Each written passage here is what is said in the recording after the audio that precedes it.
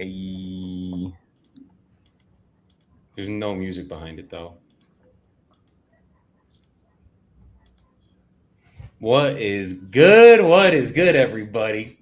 The boys are back. We are here today, and we're ready to get into some fucking debates because we got a little internal debate going on.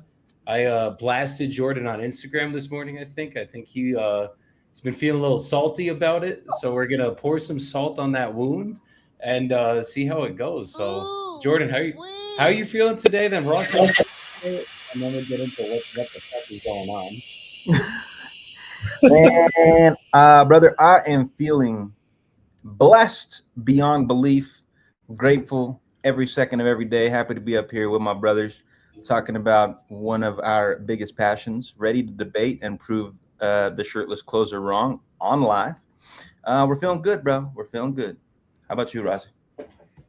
I'm feeling great. It's been a positive day. Did some mindset stuff in the morning. Um, this week we have a good contract. The guy's cleaning out the house. I think it's gonna be a little bit of a banger. So time will tell with this market, but no complaints over here. Happy to be here and happy to kind of just admire the shredding session and maybe throw in some 2 cents, even though that's all it's worth anyway. But yeah, how about you, Joey? I'm doing amazing, bro. Business has been good. Did some hiring, firing, all of it in the last couple of weeks, building out the team. Um, yeah, we got a couple closings coming up, praying to God in the next week with Rita, who's in the comments right here. And yeah, bro, he said, "Hey, the boys are back." I think it's the first time me seeing Joey with a newly hat on. Yeah, we got the hat on right now. So, and my brother Dean. Dean just started doing acquisitions for us. He already is getting close to getting his first contract locked up in South Carolina, actually, and it's looking like a good fucking deal. So excited for that. Excited for him, and I'm just ready to get into this topic right now. So, Jordan, Let's talk about it. what are we debating about today? So we are debating about silence during negotiation. More specifically, silence after an offer was really the big discussion, and then it kind of segued into silence after negotiation. To narrow down what we mean by that, it's like, okay, talking to a seller, I could be at 50 to 60,000 cash. Silence, right? The debate is, do you just say nothing until they say something? Always black and white, that's the immutable law? Or are there times when you interject into the silence intelligently using personality, charisma, rapport, humor, what have you, based on personality? That's the debate. Okay. So I think the first thing to start the debate is you need to have personality and charisma and rapport to do that. Just joking, but hell yeah. So let's get into it, guys. We got Ross. He's going to be the referee in between us, giving his 2 cents as well, whatever that matters. And we're going to be getting right into this shit. So, do you use silence in a negotiation? And I'm on the side of yes, you fucking do. Like, if I'm going to make an offer to somebody, I need to be silent after I make that offer. The way that I coach sales is when I'm making an offer, right? I'm going to front load the offer without giving any leverage up because when in Never Split the Difference, one of our favorite books, they basically go over how you have negotiation pieces. So you use price as the last negotiation piece. So my offer is basically logic, emotion, pain, amplify the pain, and then hit them with the number and then shut the fuck up. I'm a strong believer that anything that is said after you make the offer is basically a justification for your bullshit offer, right? Doesn't always mean that it's a bullshit offer. Like that's just like the extreme way of saying it. But what it does mean is like if I'm confident in my offer and I know that that's where we got to be, and then I sit there in the silence, that is what's going to get the real objection or answer out of the prospect. If I say anything after that offer, let's say, for example, this was not what Jordan did yesterday, and this is not his example, but let's say, for example, I was like, so I could be at 250 grand. We're going to cover all the closing costs. We're going to have all of the, we're going to move out. We're going to get a cleanup crew to move out the house for you and blah, blah, blah, blah, blah, blah, blah, blah, blah.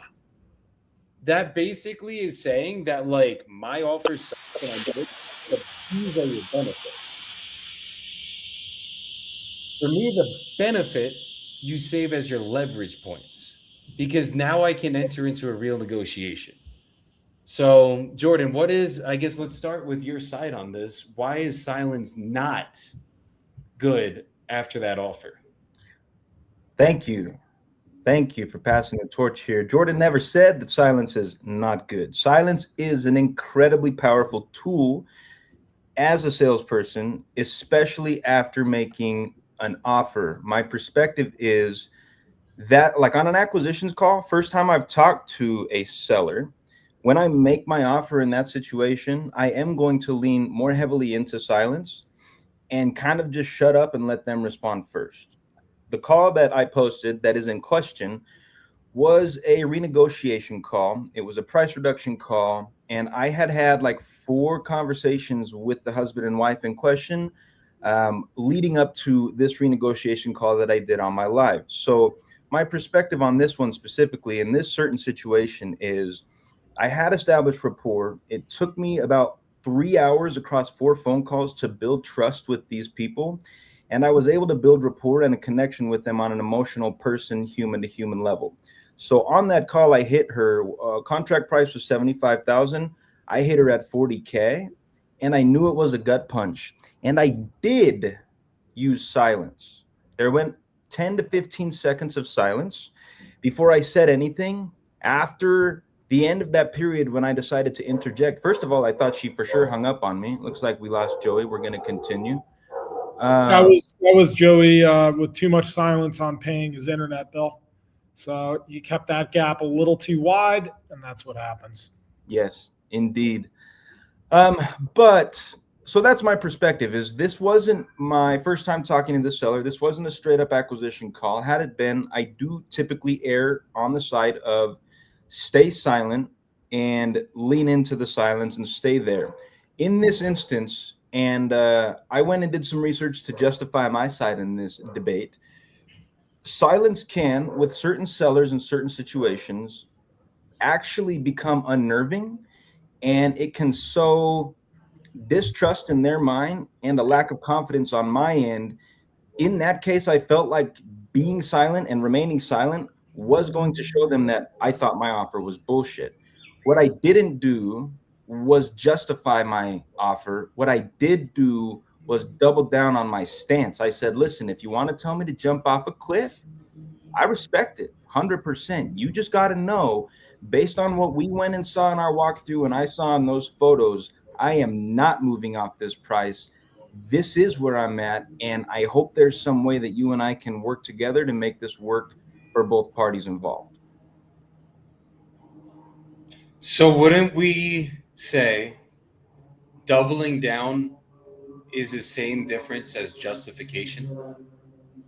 Ross, dictionary, please. Doubling down. Like, is it identical words? No, but it's basically the same shit, different toilet.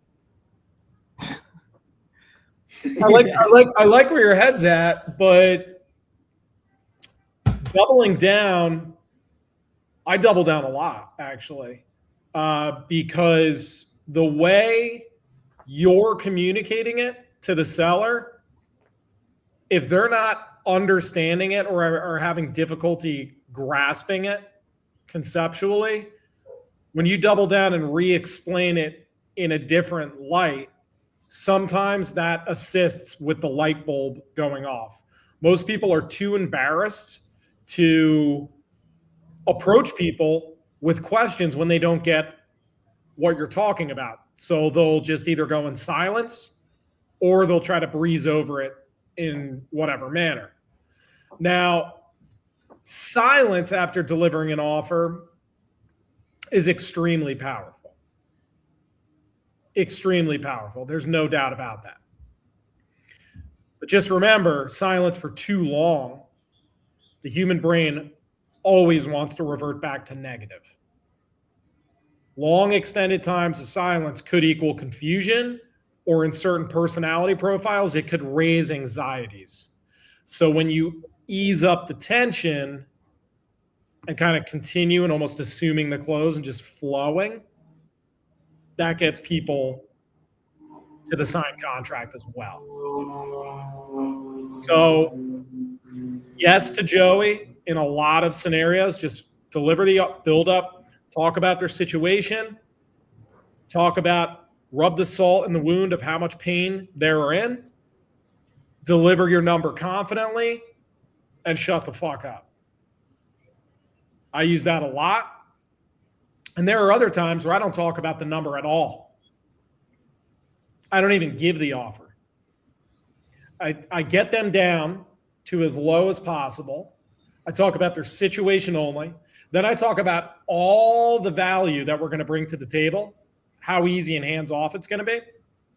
And then I paint them a picture of their future and then passively collect their email and deliver it to them and have them open it up. And this is what we got approved. And I just breeze right over it and keep the conversation going, go over the main points, and they sign the contract. That's the Novation way, 100%. Rich Wonders, I know their process, they do that a lot. So let's not go too deep into that side because that's not really going over the silence after delivering the actual offer, right? I kind of want to revert back towards, like, let's say we made the offer, right? In Jordan's situation, he made the offer and he stayed silent. He told him we were originally at 90K, whatever the fuck the price was, Jordan. And then he said we needed 40 grand off now.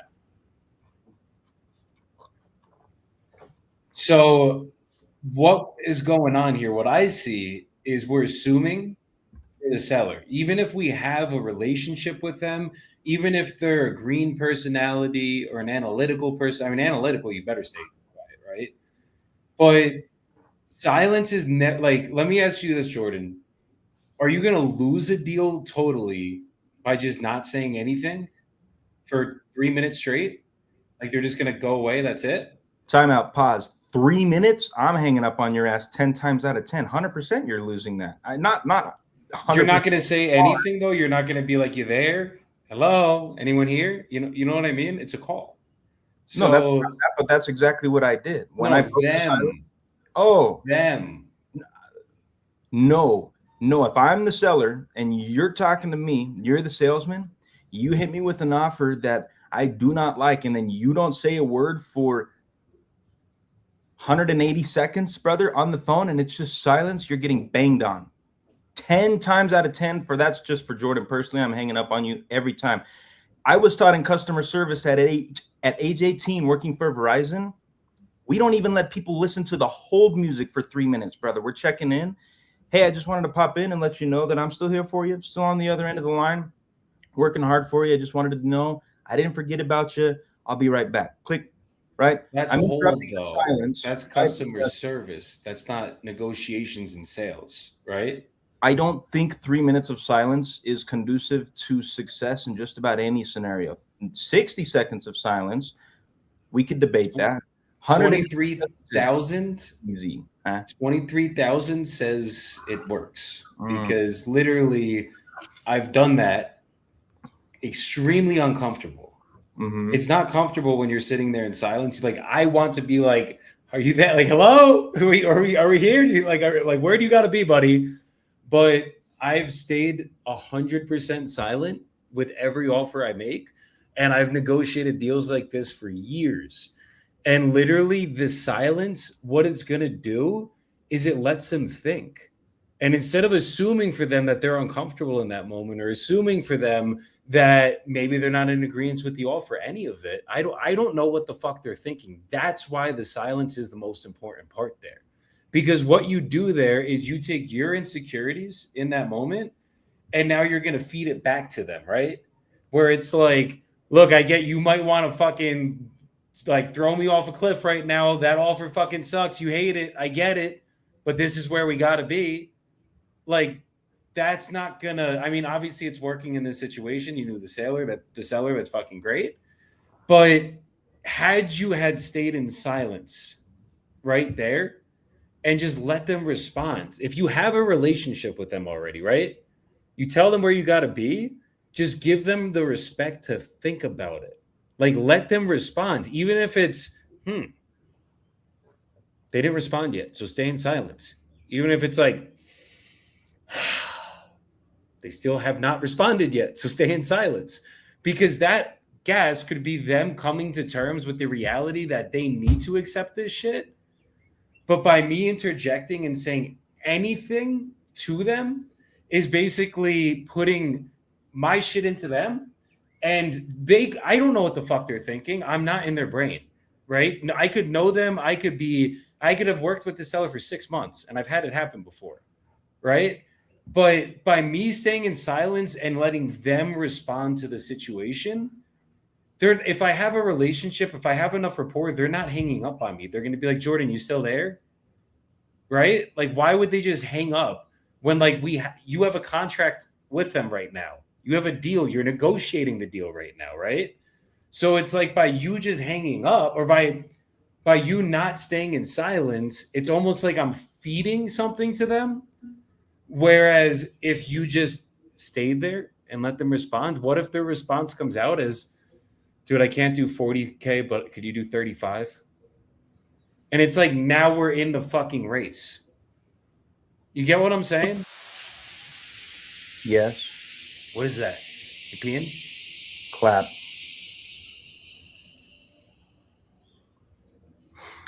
Yeah, no, listen, I hear what you're saying.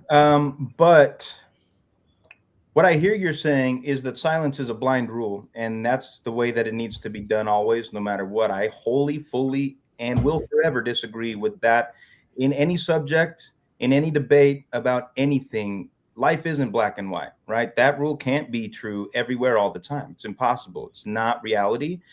And I don't operate as a salesman with that immutable law as my foundation. It is a foundational principle of good sales, and I will 100% agree with you on that all day and twice on Sundays, right? But never split the difference. Our favorite negotiation book, Chris Voss, supports me in this debate by saying silence needs to be used with intent, combined with listening and rapport, not as a blind rule. In this instance, and I'm gonna be humble here, I'm not a dumb guy. I like to think I'm fairly intelligent enough to recognize when those moments are. Not all the time, of course. We're still learning and growing. Got a lot of growth to do. But in the past 5 years of being on the phones every day with sellers in wholesaling real estate, I feel like I have a decent gauge, not a perfect gauge, but a pretty good gauge based on previous conversations, especially in renegotiation calls, on when that silence is not going to benefit me in my sale. This was the time I recognized that. And to address that, I was assuming things for the seller. What if I had already been told, therefore negating the statement that it was an assumption? I already know. So I'm not assuming. What I did was, this is just. So they told you they were going to throw you off a bridge? No. I'm saying that they didn't like the offer. I already. When did they say that, though? In the previous calls where they told me there's no way they would come down on their price, but we couldn't get in the property because they had a better offer, yada, yada. Then we get in, no offer. There is no better offer. They're liars. There's holes in the roof. There's cretins and rodents living in the family room. What did you just say, though? What did I just say? Cretins, rodents, family room, no. Roof? What did you just say right there? They are liars, right? So, like, one of the things I've learned with sales and basically wholesaling sales is what? Sellers are liars. Buyers are worse. And women are? No, I'm just joking. Amazing and perfect in every way. The best. But basically, what you're doing there is like Yeah, you just said they told you on previous calls that they will never accept anything lower. Let me ask you this now, Jordan. Are they getting close to accepting something lower now? Yeah, we're going to be having a conversation about 20K. Okay. So therefore they are willing to accept something lower, correct? Mm-hmm. Did they throw you off a cliff? Well, I'm in Utah, and they're in Texas, and they're old. I don't think they could, but I think they probably wanted to, yes. So I completely agree with there's no black and white. Like I'm definitely open to that conversation. But I'd say kind of like what Hyro said over here, 95% silence, but there are cases, right? What I'd say for the cases are when they're just like, oh, like if they said some shit like that, yeah, you gotta fucking talk, right? Like there's times where it's like if they react somehow that's super negative, like yeah, at that point, do not sit there in silence anymore. They're gonna hang up on you, or you're gonna lose them on that at that point, right? But if they haven't said anything at all, like if you guys go back and listen to the call with Jordan, they didn't say anything. They didn't make a noise. Like literally radio silence, what was where they were at as well. And one of the rules, I don't know if they say it in Never Split the Difference, but one of the rules is once you make an offer, the next one to speak is the one that loses, right? Yeah. So that's where that rule comes from. It's like, brother, they didn't say anything for you to assume that they fucking were negative, that they didn't like it, that they could have been sitting there looking at each other like, fuck, we got it. Like, I know we have to accept this. We need money. They could have had you on hold literally discussing the offer. You know what I mean? Like, but you don't know that because you're not sitting there with them. Had they had said anything, right? And it was super negative. You use that one liner that you use with like, look, I know you probably want to throw me off the fucking cliff right now. I get it. But like, there's a reason why we have to be here. That's fair game right there. And that's when you don't stay in silence. But when it comes to fucking like, they are in radio silence themselves. Genuinely, and maybe this is opinion, but I feel like if you stay in silence there with them and then let them say anything, that's how you're going to win that debate 10 out of 10 times.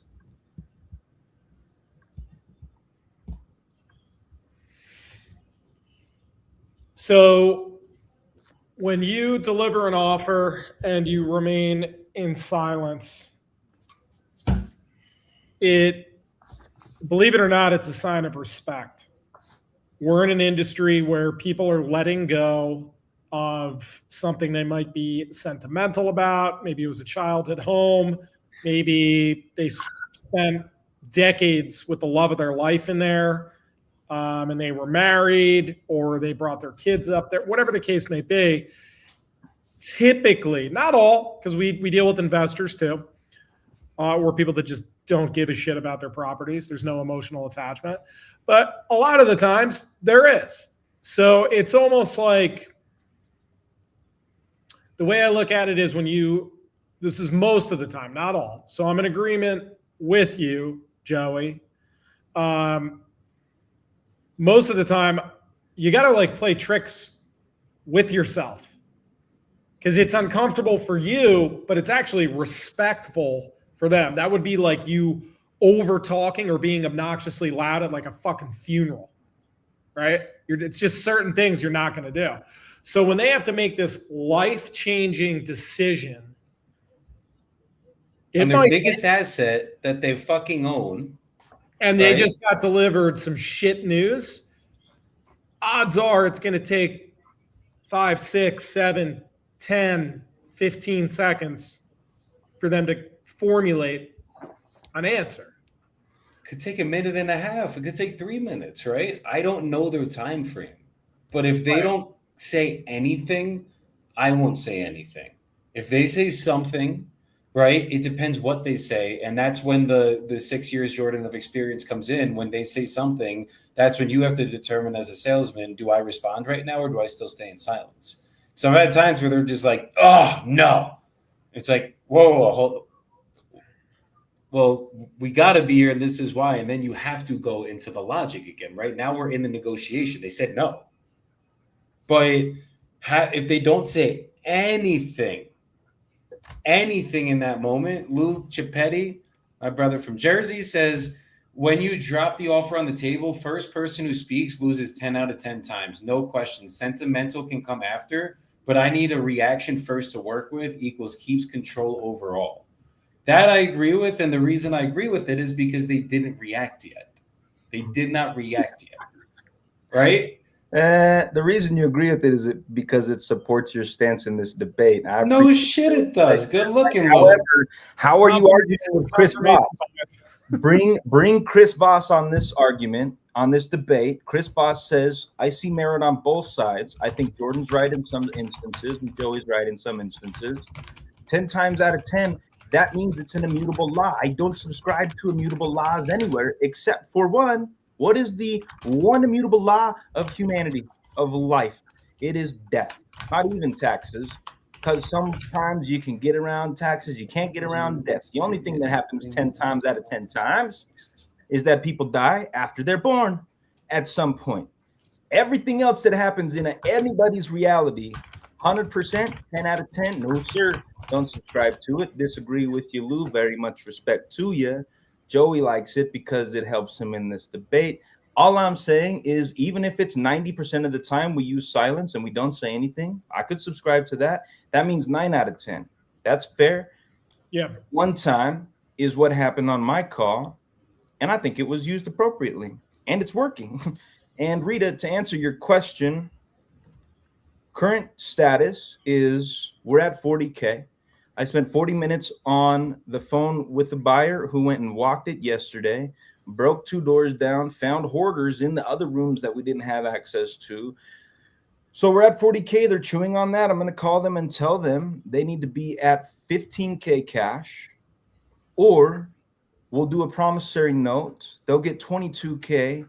When my buyer closes on his flip after the project, we get paid our assignment fee at closing table in February, and everybody wins potentially in that situation. Now, that conversation is go something like, Mr. and Mrs. Seller, this is a condemnable property. People have been in here now. It'll be condemned. And what's going to happen, what I learned, if you don't accept these offers and it does get condemned, you're going to have to pay the city to tear that thing down. So you could either take some money and get a win, or you could pay some money and lose your asset. And so, Rita, we're still negotiating. But I got them from 75 down to 40 to 50 on the first call that I went live on.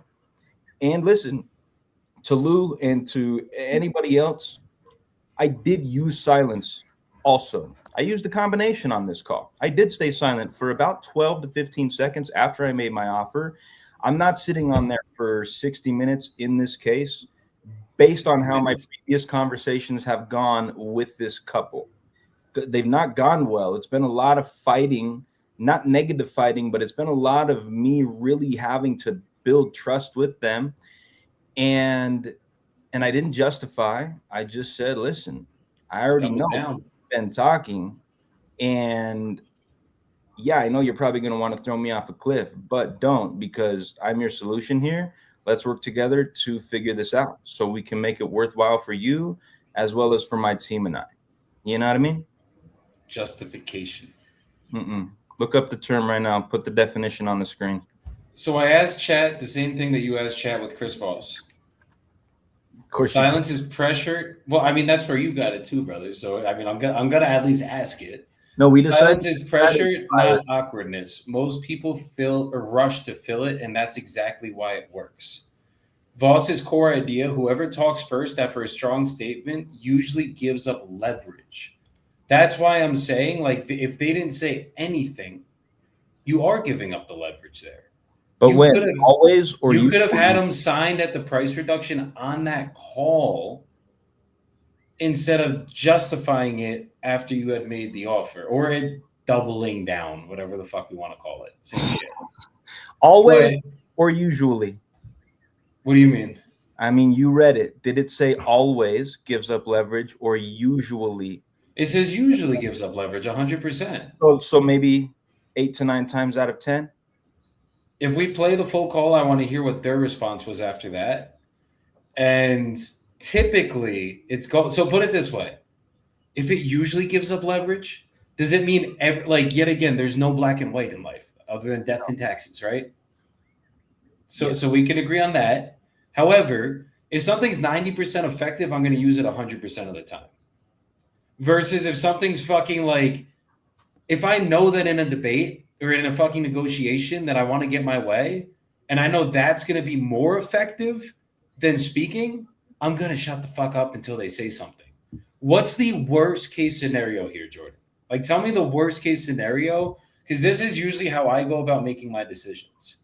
My decisions are typically made off of the worst case scenario. What is it? You have the contract with them. You are their only hope. Mm-hmm. Maybe they hang up on you on this call. Are they gone forever? I don't think so.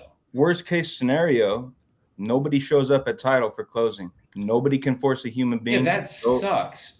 You can't control that, though. Worst case scenario is the worst case scenario. So worst case, they hang up. They never answer my call again or anybody from my team. And they say, you know what, Jordan, file the memo. We'll let this thing get condemned. I don't give a shit at this point. Fuck because you were silent? Closing. You're asking me what the worst case scenario is. I'm answering that question. No, I'm asking from you being silent. I'm not talking about the deal in general. I'm talking about from you being silent. 100%. I hit them with an offer they hate. I don't say anything. Click. Never speak to them again. That is the worst case scenario. That is a possibility. That could happen. You can't tell me it can't. Or it wouldn't. I don't think I've ever had silence in my 10 years of being in sales, ever have a prospect never call me again because of silence. No. I've had listen. I've had prospects not answer my calls again because of my low offer, right? But speaking after that low offer didn't do shit. They still didn't call me back, right? But silence, I don't think is the catalyst that's going to make a prospect not answer me. However, or not ever answer me again. It could. You just asked me what is the worst case scenario. I answered that question, and then you defended that. Has it ever happened to you? It hasn't yet, but could it? Ross, has it ever happened to you? What is the worst case scenario? Have a prospect hang up. And never call you back and never speak to you again because you use silence as that being the reason I've had them hang up and I've called them back and they've been upset and hung up again. And then in a couple days, because they're in a state of denial and they're in a state of typically, whether it's anger, just being sad about it, or just honestly having a little bit of a mental breakdown and they can't keep their shit together on the call. Yeah. As far as never talking to him again, no. I mean, from that point forward, they either just kind of lay on the sword and they're like, fuck it, just send over the reduction or we cancel. Yep. So, and is there anything that you could have done in those moments typically to get the deal done at that point? Like silence, not silence, any rule of negotiation at that point? Would you say that there's just some people that aren't closable at a lower number sometimes? Some people, like, if I start hearing like sighs or like, and they're still silent, I'll kind of like do the hand on the shoulder, like, I know, it sucks, but that's not what you wanted to hear. And then would you go silent again, or would you continue to double down? I would go silent again for a little bit, let them process it, and then I mean, and then I would say like, and this is the only way we're going to make this work. And I'd hate to overpromise and underdeliver because where we're at right now, I can confidently say this will never close That's a double down.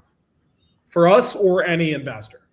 So it depends on the seller. I would say 9 out of every 10 sellers, I'm using silence. People that are highly emotional or need the hand on the shoulder, every once in a while, I will double down and explain the why, and that's worked too. What makes you know that they need the hand on the shoulder in that moment? Noises they make, or they're like, huh. It catches them Thank off. you.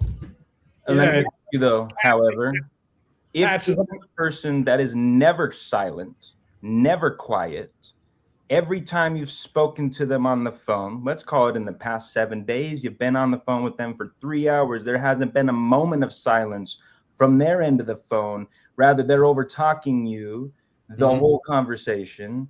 And then you have this offer call and they don't say anything for 15 straight seconds. That is a sigh, brother. Without sighing, I don't need to audibly hear a noise come out of their human That's body. an assumption. No, it's not. That's an assumption. Yes, that is 100%. intelligent recognition of emotion on the other side of the phone with the human being I'm dealing with. You can. How do you know? You want.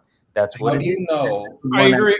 I do agree more with Joey on the assumption, because every time when there's one thing that you can't do, even if you are an expert in psychology, you will never know the other person's thoughts or their impending thoughts.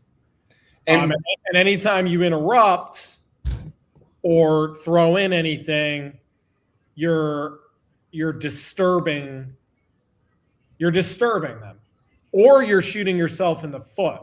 So again, 9 times out of 10, silence is golden. They say silence is golden for a reason, or God gave you 2 ears and 1 mouth, right? To shut the fuck up. Exactly. Or the first person to speak in a negotiation after a firm command, meaning an offer has been stated, loses. It's all true. But to say this 100% of the time works is absolutely dumb.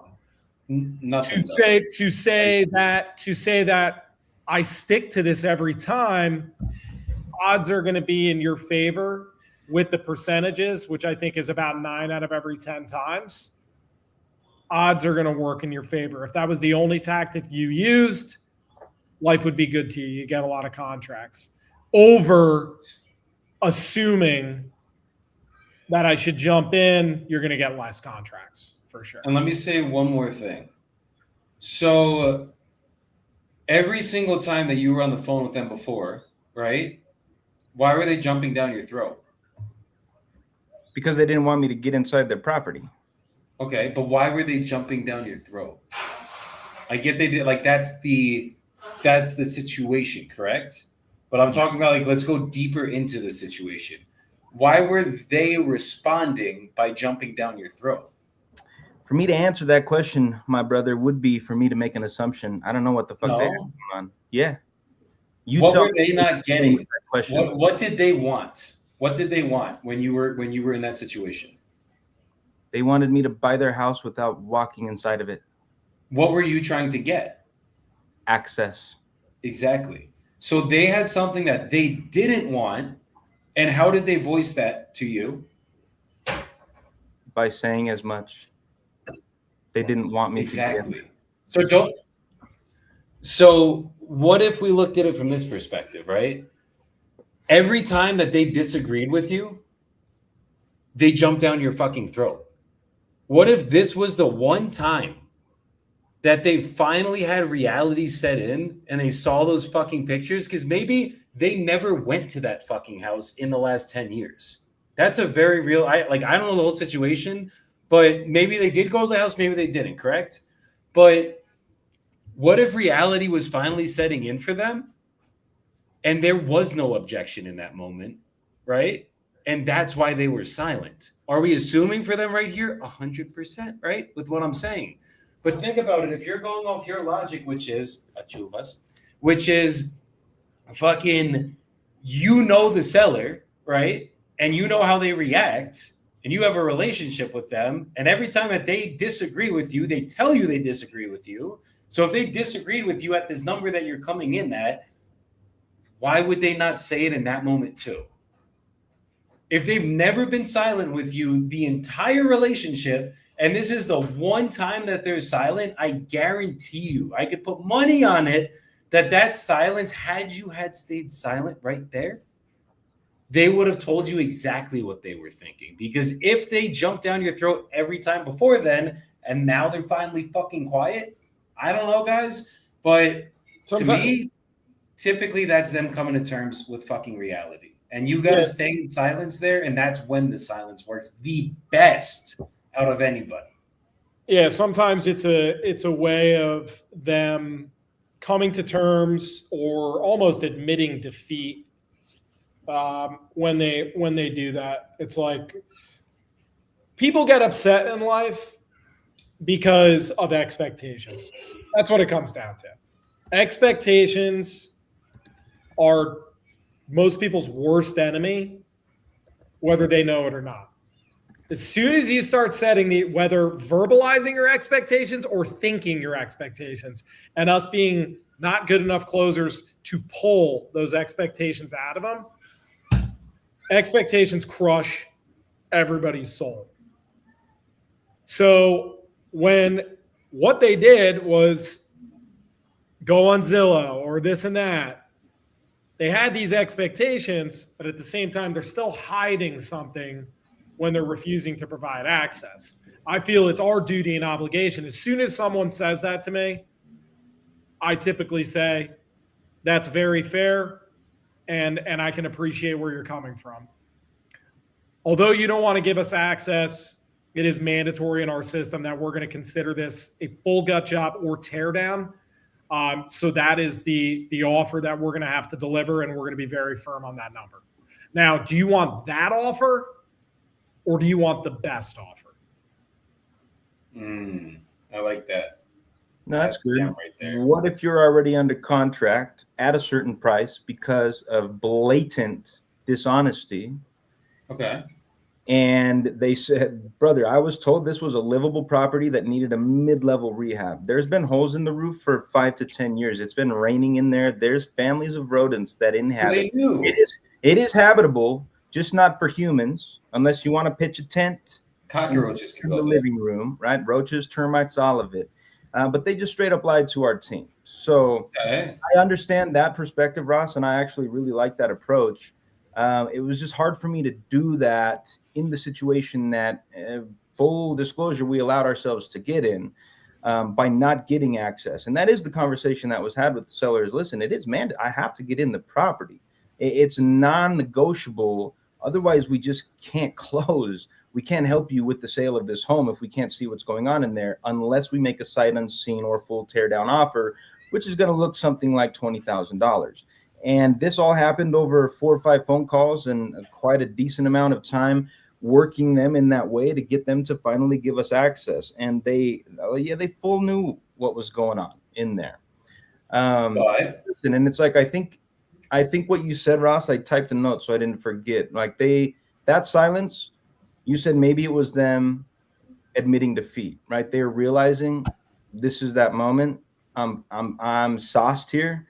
How do I respond now that I know that I got to wave the white flag? What I did was I said, yes, Mrs. Seller, this is your defeat. And while you admit it, I'm going to make it feel less shitty for you. I cracked a little joke, made her smile a little bit. So now she's smiling through the defeat. She's still waving the white flag, but I'm still her friend at the end of that. And instead of moving towards the close with vileness towards me, we're going to do that as friends because I maintained the rapport through emotional connection, through something I'm personally good at, which is using humor to diffuse high tension moments. Yeah, I mean, it comes down to, like, you'd probably have to listen to the call itself. But yeah sometimes you need to assist people because they have so much pride, or they just got caught in a lie. And everybody, the ego gets involved and they want to save face. So if you can coach them through that and be like, hey, this is not in your control. This is not in my control. We had a discussion, but this is the matter of fact information, and a picture tells 1,000 words, and we have to go off of that. It's not your fault. It's not our, like, this is just what it is right now. Yeah. But let them tell you it is my thing. And that's where we're getting back into the, is silence going to be the best there? Nothing, as we said from the beginning of the debate, is going to be 100% perfect, right? Yeah. But had you had just stayed in silence right there in that moment and just let them respond, they're going to tell you what needs to get said from there, right? Like they're going to fucking give you the sauce and then you know exactly how to react from there. This one went good in your favor, right? Like you're still negotiating with them. You're probably going to close the fucking deal, make a little assignment fee. That's fucking fire, right? But if we use the same rules, let's put it this way: you're coaching a team there right now, right? You're building a team. Yep. How do you want your team to do in these situations? Do you want them? You need simplicity when you scale a business. Mm-hmm. You need black and white. Mm-hmm. If you have fucking, you need to use silence, but you also got to feel it out. You know what that does for, let's say you hire a new acquisitions guy or a new dispo guy? It's going to confuse them. And now they're going to overthink every time that they're on a call, where if you have a process that it is black and white, which is like you make the offer, you shut the fuck up. I don't care what it is. Because it's 90% accurate, right? Maybe not 100%. This might be the 10% in between, but it's 90% accurate. So me being a coach, having the community, me being a coach with my team, I'm going to be uniform. I'm going to be black and white. And that's how you're going to raise the best team. Because if you don't have that simplicity, if it's what happened with certain coaches that me and you have had in the past, where it wasn't black and white, right? Where it is up to debate in every situation.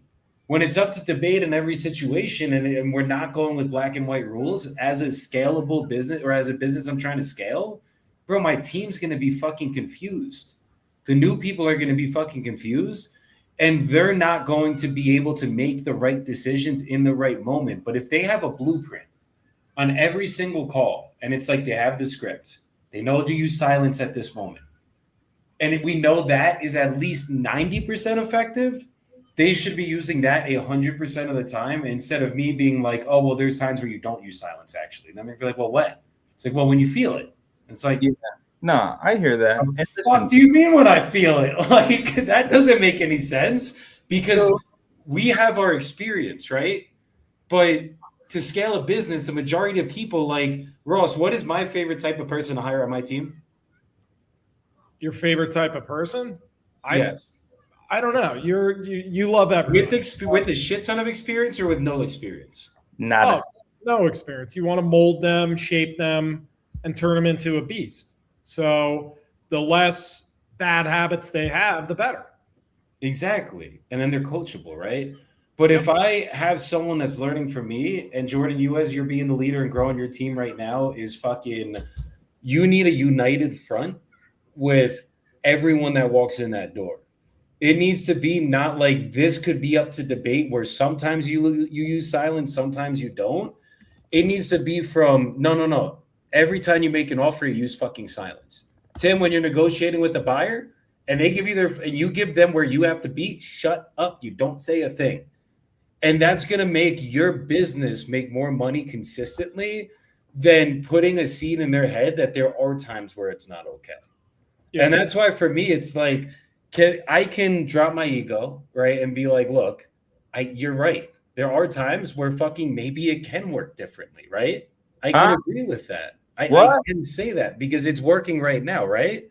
However, 90% of people that I'm going to encounter, maybe even 99% of people that I encounter, this could be, I genuinely agree that silence isn't powerful to 99%. That's why in ChatGPT with fucking whatever our boy is, it says usually. Doesn't say all the time, but it says usually, which means most people react to that. Okay. Usually could be 80%. Just saying.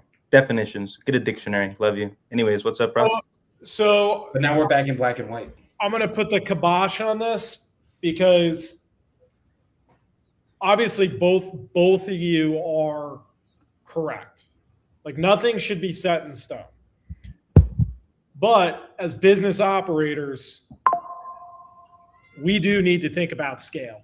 When you give people options, options lead to confusion. When you eliminate all options, it makes their life easier, and human beings always go to the path of least resistance. How can I make this the easiest for myself? So in the business world, this has been thrown around for people. We are always thinking in bets. We are literally always thinking in bets. Nothing is set in stone. Nothing is perfect. Nothing is end all be all. So when we're thinking in bets, we have to go by probabilities.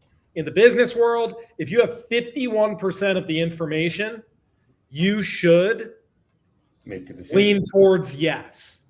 Some have debated that it's if I have 60% of the information, like billionaires, like think when they're yes or no, when they make that decision, think about how much that fucking affects a company, right? So that's 51 and 60%. So if you have something that we can agree on, that's probably in the likelihood of 90+% effective. Even 80. Even 80. Yeah. Go with Jordan's numbers. Let's go with 80. Even 80, right? If I think it's more like 90, 95. If we can agree that it's at 90, 95, and this is coming from a 30,000 foot view as a business owner and what would work to train and scale an operation, I would coach people to deliver the offer and shut the fuck up. Yeah. I'm going to interject. I'm going to rest my case with this. Yeah, listen, scaling purposes, building a team, training new hires, teaching people how to be salespeople, 100% shut the fuck up. That's what will be taught. That is what's being taught in my business currently. The difference is it wasn't my team on the phone. That was me on the phone. That was my call. I'm not the newbie, and I'm not perfect. So Joey's going to come down my throat and call this ego, and I'm uncoachable. I'm not. No. I just recognized in that moment what needed to be done, so I did it. I do subscribe fully 9 times out of 10. I'm not doing that on that call and in that moment after an offer. My team will be taught to just stay silent after every offer 100%, because what Ross said, that's analytical. This is statistics. If I'm going to be successful doing that 90% of the time, let's do that 100% of the time. Mm-hmm. If someone's on my team for 6 years and they're doing 6 deals a month on average, and I listen to a call in year 6 and I hear this, I am personally not jumping down my salesperson's throat, because I recognize there is going to be 1 out of 10 where it's necessary.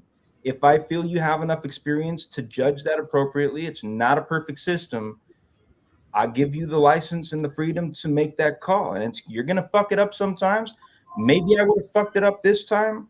I took that risk because I recognized an opportunity to take the 1 out of 10, and that's it. I'm going to hang my hat on. Fuck black and white unless we're scaling. 9 times out of 10, silence works. 1 time out of 10, an interjection is powerful. This was my 1 time out of 10. I rest my case. We're both right. Love you both. All right, so now let me bring this home. Mm-hmm. I want to talk about leadership for a second, because you said something very interesting there. Mm-hmm. My team's going to have to do it, right? But I don't have to do it. I am very firm on a leadership thing, which is my team's going to follow what I do.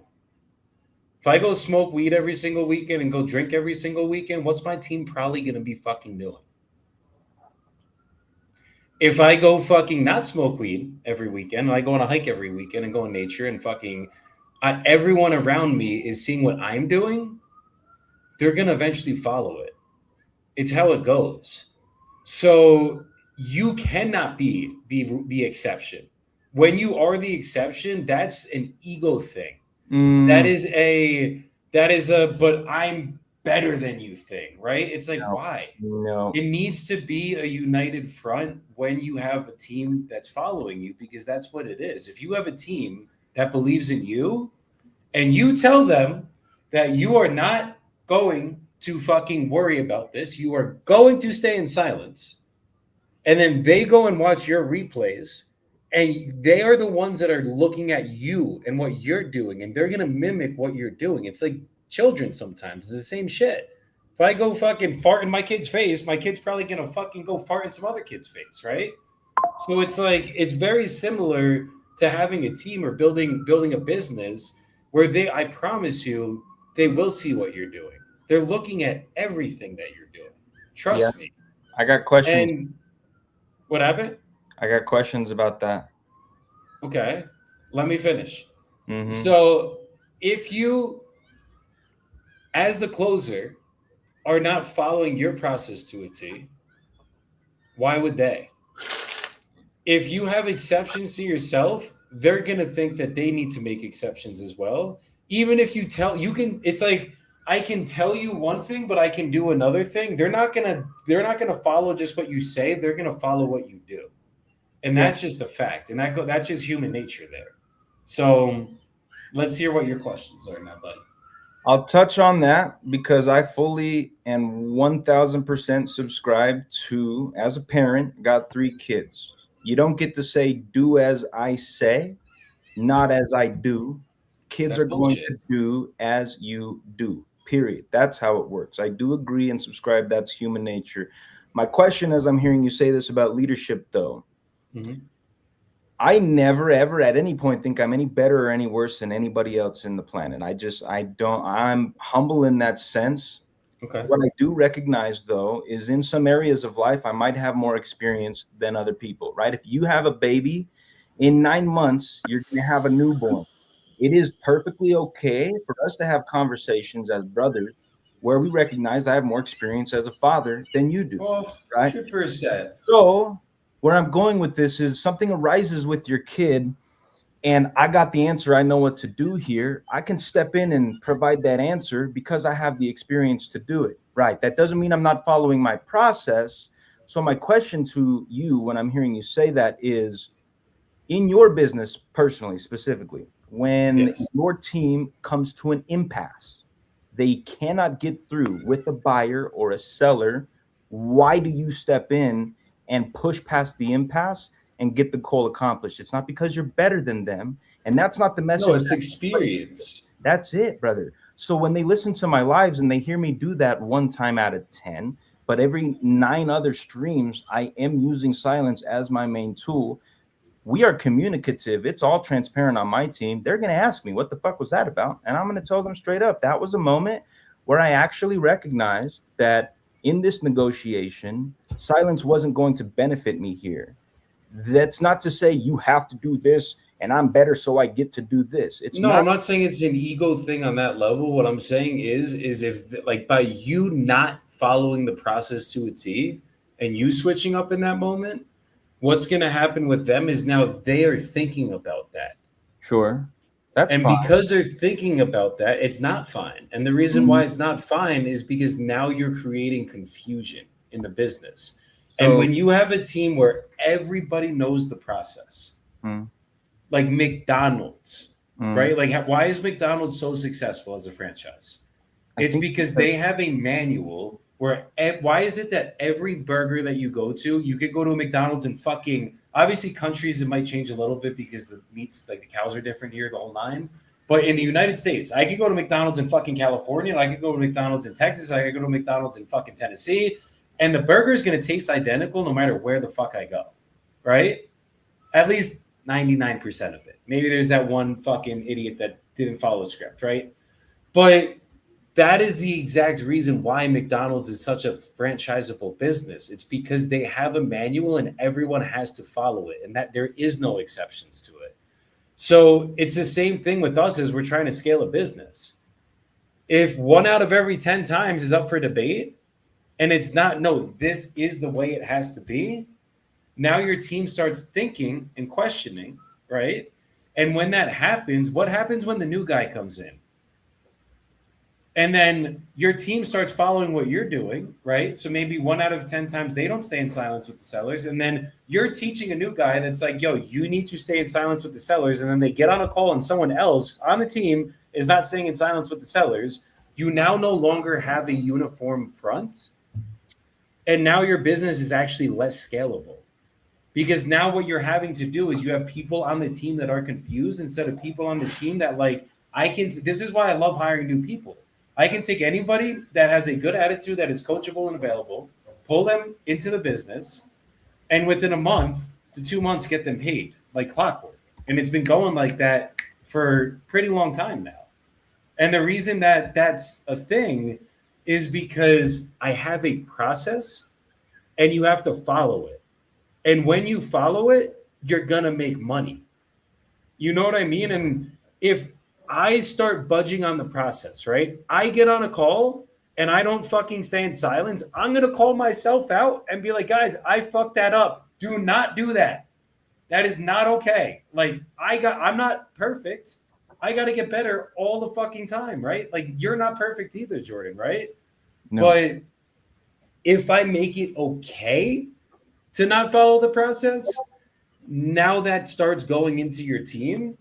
And think about it. All it takes is a little bit of questioning you or the process or anything for negativity to set in, for them to lose trust in the process.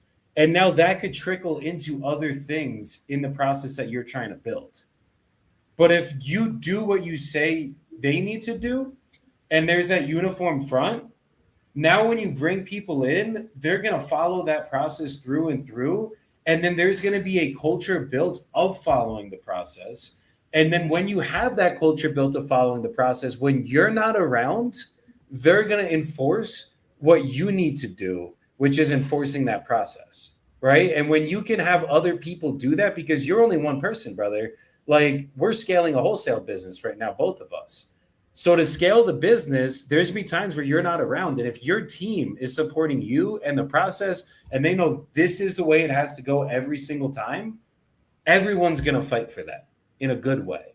And now your business is going to scale so much easier than having any bit of debate of, oh, well, it's 1 out of every 10 times it might not fucking work. Or like, I got to not use silence. Then it's like, bro, now they have to think every single time, is this the 1 out of 10 times?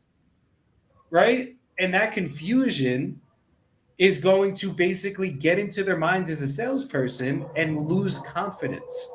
When you have them just fucking every time, this is the way it's going to go, and it just stays like that, brother, that is how you scale a fucking business. That's how you have the most success as a leader, by you doing what you preach every single time. So leadership, I'll digress leadership at that. Is black and white. And what I should have done in this case is lost this deal, lost the revenue for my team and my business to prove the point that we do everything black and white. This is an immutable law. There's never any room for exception, regardless of experience. I don't think you were going to lose the deal. I think that was in your mind because they didn't say anything.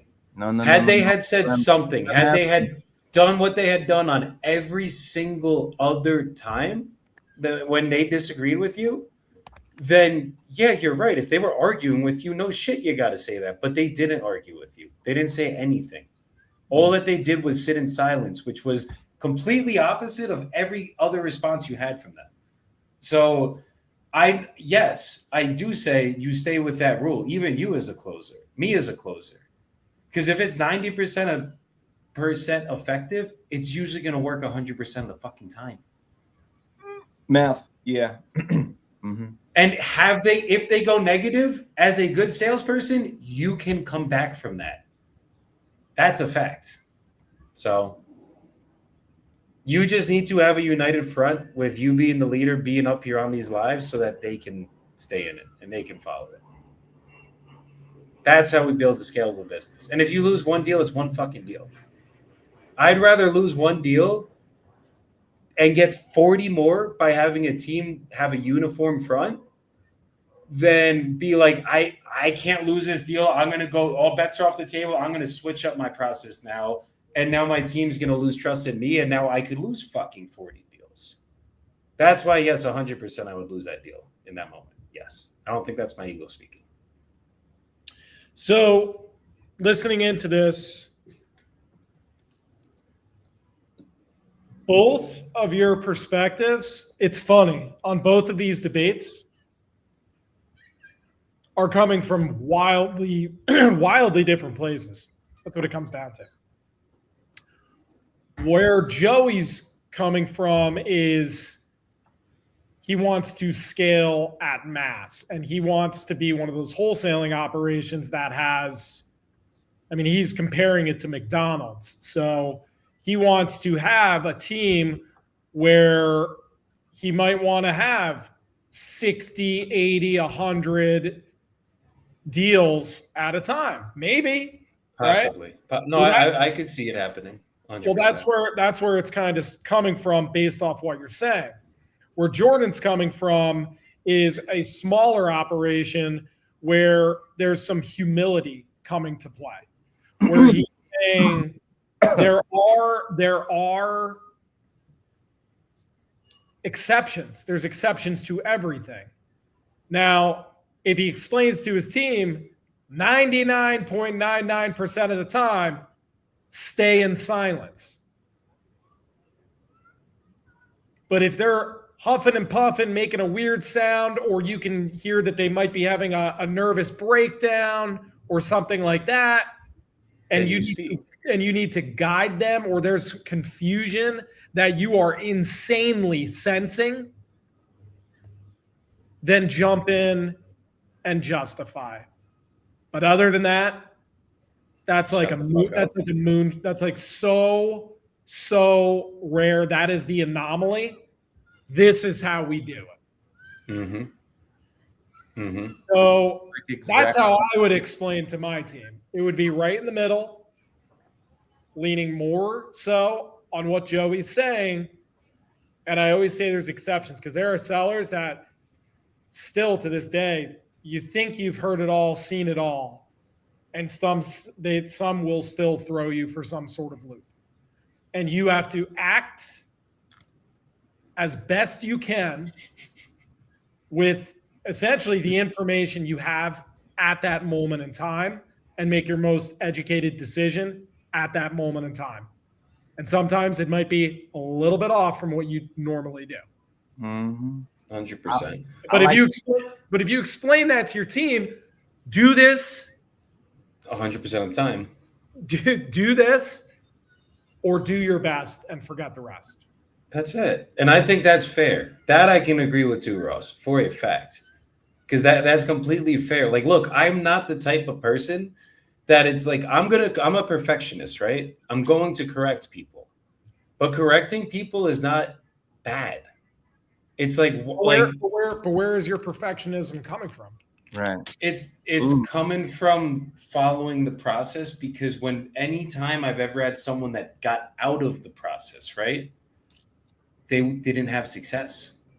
Whenever I had someone that did straight line follow the process, like Jordan Belfort talked to fucking that giant ass call center that he had, it fucking works. And look, no one's gonna be perfect. That's why when I like correct my team or I correct Jordan or I correct you guys, I'm not like yelling at you and I'm like, Jordan, you suck. What the fuck was that? Like, no, bro, that's not the way to manage anybody or try to train anybody, right?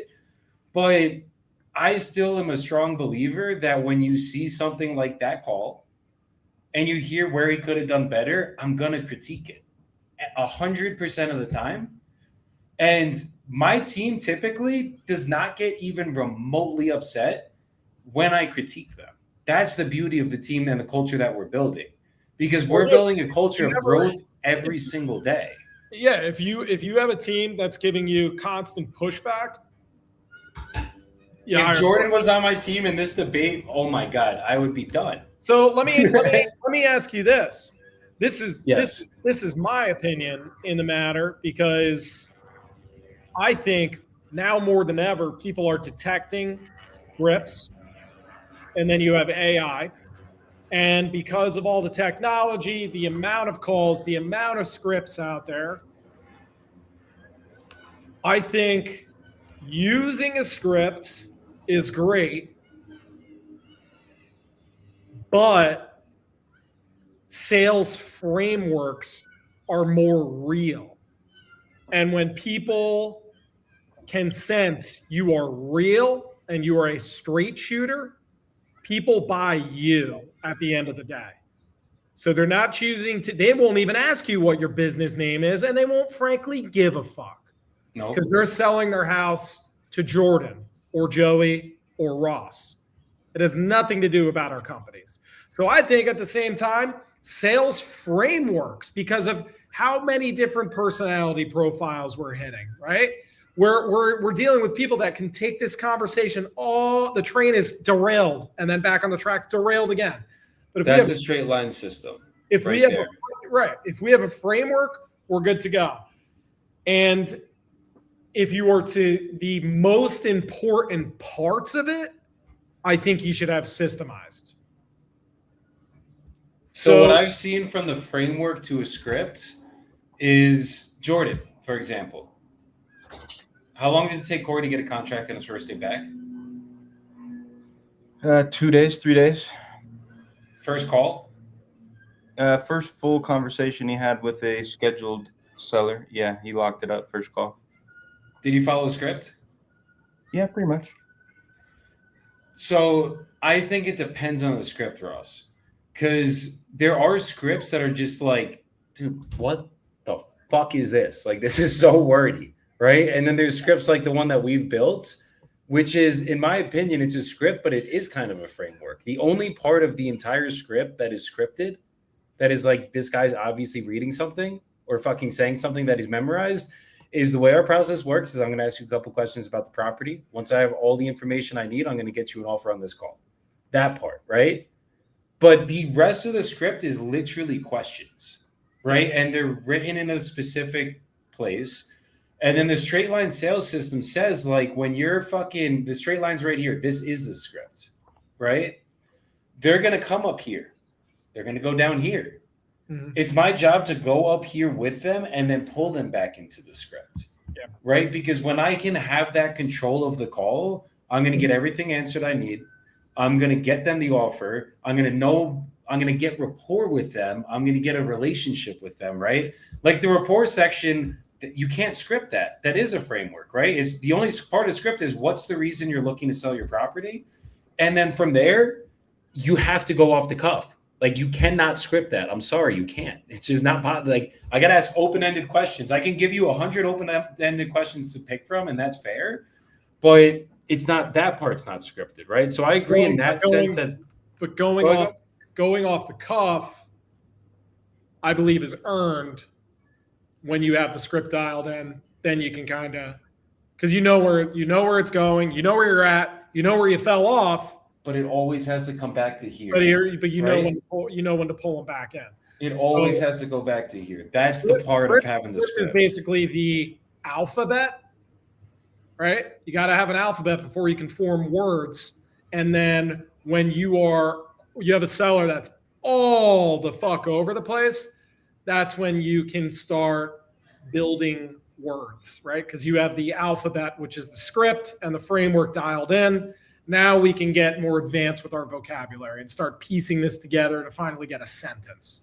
But still, every single call still needs to have that framework in that order no matter what. Right. But I agree bro, even my new people, I want to go into whatever they're talking into, right? I don't want them to be a robot and it's like, well, what are you offering? And it's like, well, what price are you looking to get? No, I'm going to get you an offer by the end of the call. What price are you looking to get? That's not in the script, right? But we're pulling you back down to that straight line every single time. And I've noticed with scalability, and just, I mean, look, whether I'm going to build a 100-person team or have a 10-person team, I still have no idea where that's going to be at this point, right? Because when you got a big ass team, there's a lot of people to manage, there's a lot of deals to manage, there's a lot of stress that comes with it. You don't need that in this business. That's what we've uncovered very recently, at least for my business.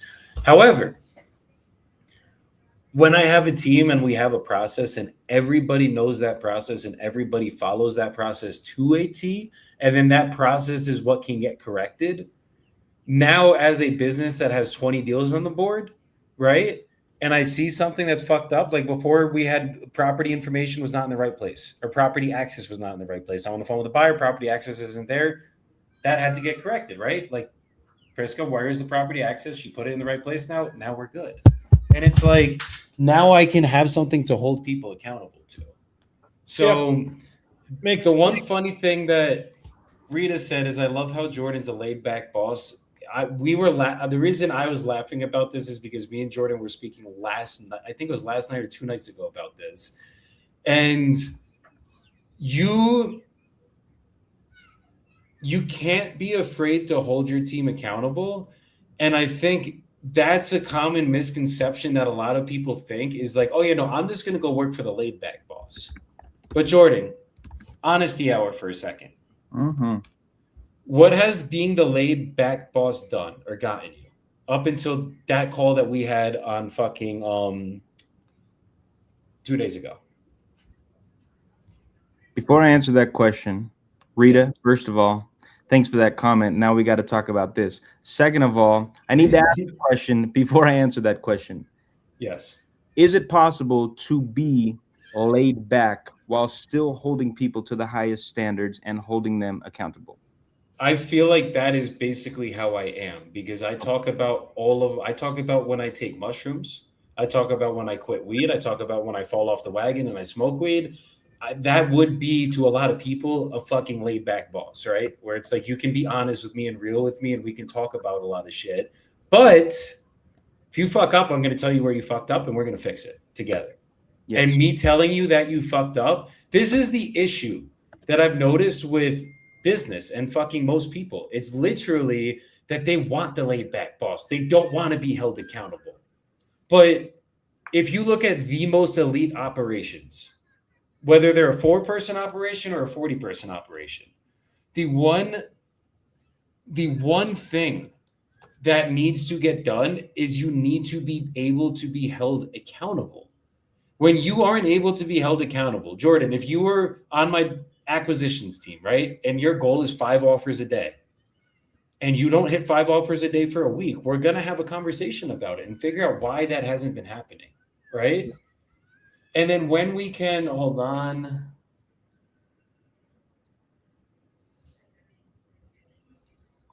Oh, wait, 1 second. Give me 30 seconds.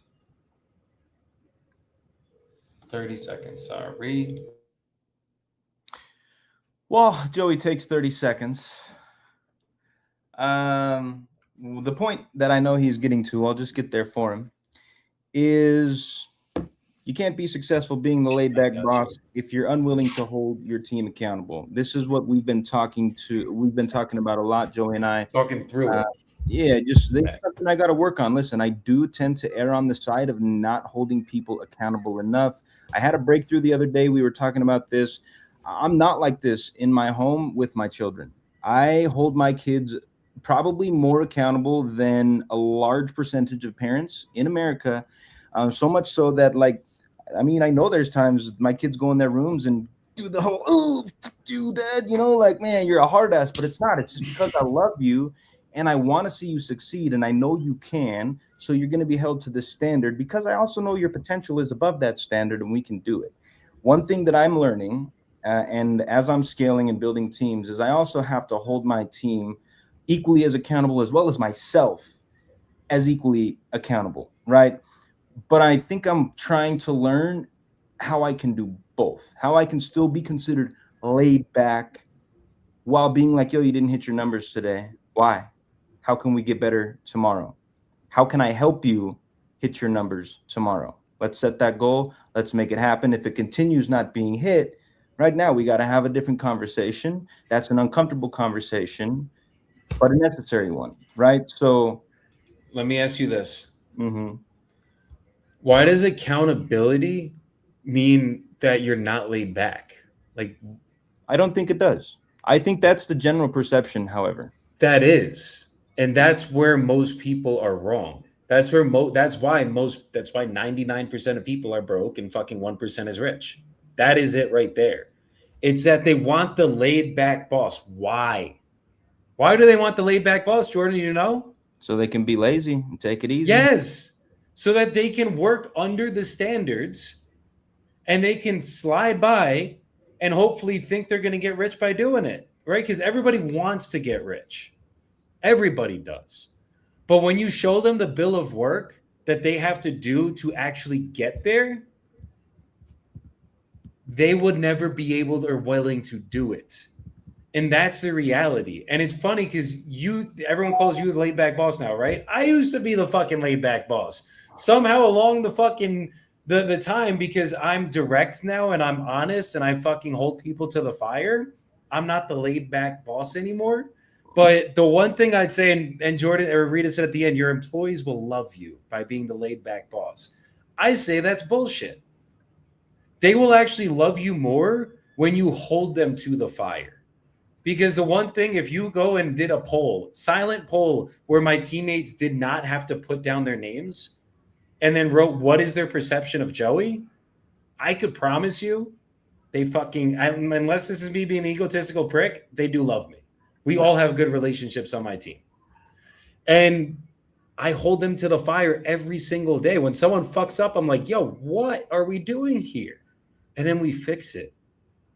But when someone wants the laid back boss, it means that they just aren't willing or ready to be held accountable, and they should not be on your team at all. Like, it's funny. We were having this debate with Prisco one time, my transaction coordinator, and it wasn't a debate at all. Actually, we were having this conversation, and I was saying, like, guys, like, why is it that when I hold someone accountable, it's like a negative? Like, why is that a bad thing? And she's like, what do you mean? Why is that a bad thing? That's not a bad thing. That's what it should be, right? And I'm like, I mean, thank you. Someone fucking sees it. But that's the mentality that I want to be around all the fucking time. It's like, dude, tell me where I fucked up. I'm okay fucking up because then I can get better. But if you're not, this comes into like ego and coachability and all of it. If I'm just looking for the laid back boss, that's probably because I can't be held accountable and I'm not coachable and I haven't done the self-work yet to be able to admit that I'm wrong. And if I can't admit that I'm wrong, fuck, bro, you're not growing. I'll read you guys a quote from the book I read Jordan the other day. Hold on. Hold on. Only the mediocre die always at their best. Real leaders are always improving and raising their bar in how superbly they can perform and how quickly they can move. So if I'm at my best and I can't be held accountable, then I'm done. I just stop growing. I'm not leading anymore. So I don't know that shit. It's funny because people always say like, "Oh, Jordan's the laid back boss," whatever. It's like that's something that when me and Jordan were having the conversation the other day, I literally said you need to change that because when you are able in real time, someone fucks something up and you fix it. That's the definition of turning your business into a success. Think about it, Jordan. Like property access. We have one spot in the CRM that property access goes every single time, right? If it's not in there, I know exactly whose job it is to put it in there, and I will hold them accountable every time it's not in there. Same thing with property photos, same thing with the property text, same thing with where everything goes in the CRM, right? And think about it. If I don't fix that, and it's going in all these different places, what did that just create again? Confusion. And when I have fucking confusion and chaos, how the fuck is my business functioning? Like, we all know, Jordan, is closing one deal a month, is that going to get you where you want to be in life? How many deals would you say you have to close a month to get you to where you want to be in life? To where I want to be in life is crazy. We'll just assume that it's going to be wholesaling till death. And if that were the case, well, let's say get your bank where you want it to be. We'll call it a healthy 5 to 10 deals a month at an average of 17,000. Okay. So if someone has a job that, let's say you have someone that builds the lists, right? And you have to go check those lists and make sure that they're doing it correctly. You got to check that at least once a week. So that's one thing, that if those lists get fucked up, the buyers aren't going in good, your team's wasting a lot of time. Is that getting you towards 20 deals a month closed, or is that getting you away from 20 deals a month closed? No, it would be getting us away from it. Right? So like we have a goal and a mission that needs to get hit, and our systems are the only thing that's going to get us there. And if someone can't be held accountable to, you fucked up this part in the script, you fucked up by not putting in the fucking access information, or you fucked up by not putting in the information on the property, like is it rented, is it vacant? If it's rented, is there a security deposit? What is that security deposit? What's the rent amount? Right now, what happens is my dispo person gets on a call and they go to call the fucking buyers and they're like, oh yeah, we got this property, comes with a tenant. They're like, well, what's the rent? You're like, I don't know. That's adding time to getting to the results. And then if you take that, it's like death by a million paper cuts, right? Like if you take that and you look at like the business as a whole, and it's like you're not holding your team accountable at every little turn that something gets fucked up, your business will be the definition of death by a million paper cuts because everything's going to be out of fucking place. So that's why, can you be a cool boss? Can you talk about life and real shit and fucking bring your team like into your real life and shit? I agree you can. Some people agree you can't. But what you can't do is you can't not hold them accountable at every single turn. You have to. It is actually like the one thing that will impede you from getting to your success.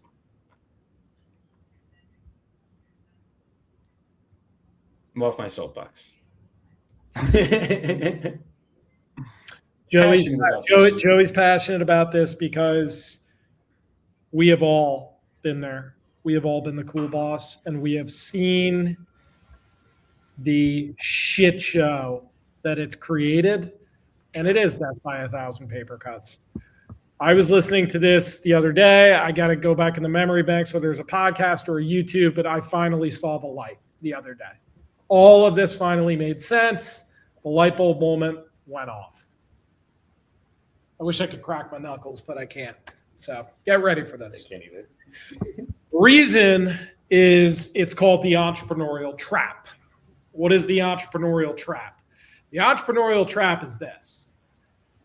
I don't want to work for anybody else. Fuck them. I'm starting my own business.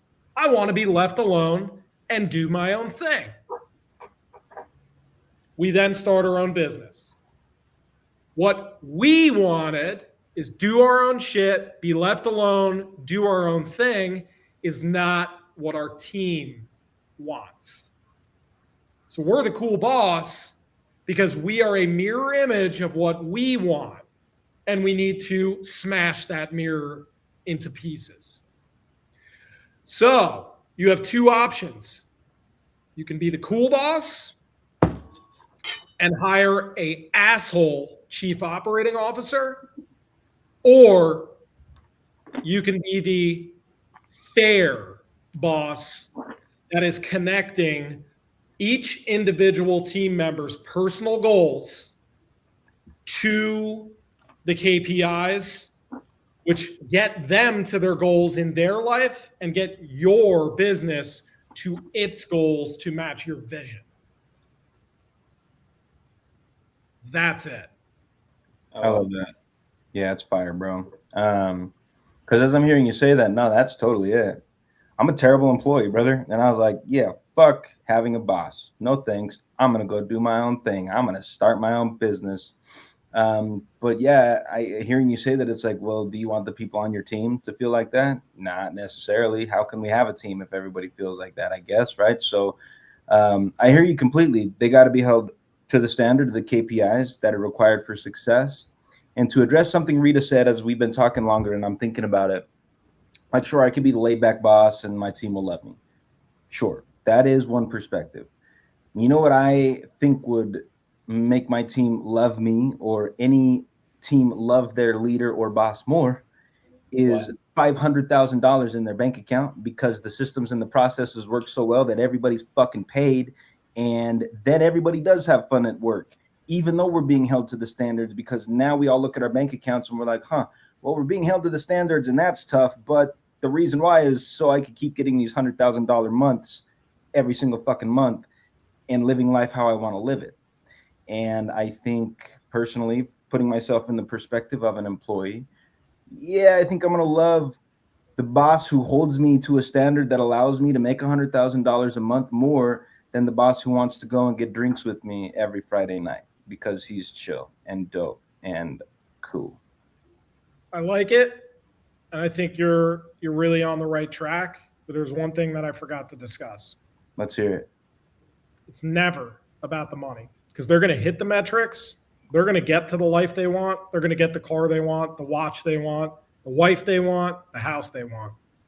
Then what? The money is way too short term.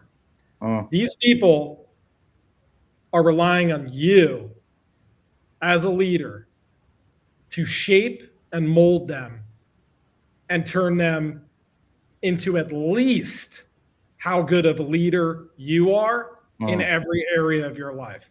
That matters more than money ever will.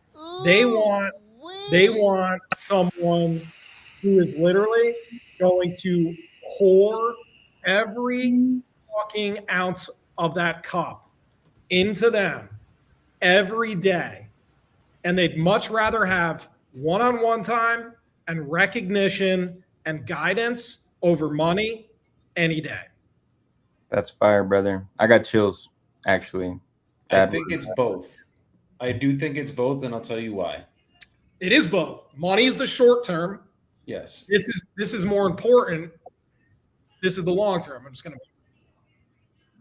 I think it's both because your team needs money, right? And like by being the chill, cool boss, you're actually preventing your team from getting money. I've had so many times where I was that chill, cool boss, and I didn't hold everyone to the highest standards and everything like that, and my team went fucking broke, and they had to leave the industry because they went that broke. And that was on me, and that sucked. And they were great people. But now I've had times where I am the fucking insane boss, right? Where like I am the one that is going to hold you to the fire every single time. However, as Ross said, it's not just about the money.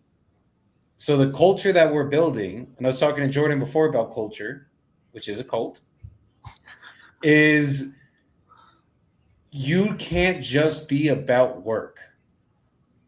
If it's just the business and that's it, like your team they're going to make money and then they're going to go leave and they're going to go on to make it fucking for themselves or whatever it is. And like the way that you get sustainable long-term people to rock with you is to actually love them and care about them and want to see them become better people, like Ross is saying. That is one of the biggest things that will make you guys grow a great business.